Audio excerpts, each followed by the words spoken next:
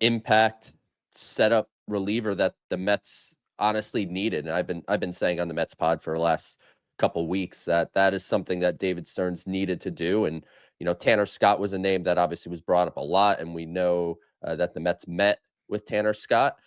But I think that's probably trending more in the 3 to 4 year type of range for him. And I don't know that David Stearns really wanted to go to that length on a reliever.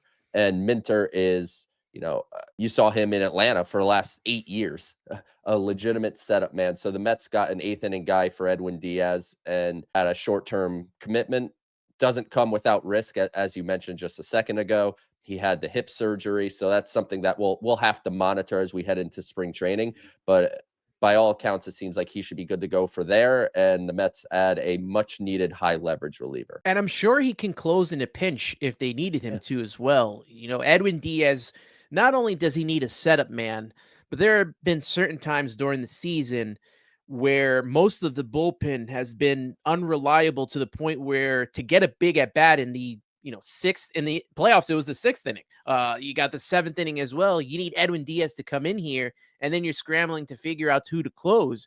So having a guy like AJ Minter who's had some closing experience, I think works out well for the Mets.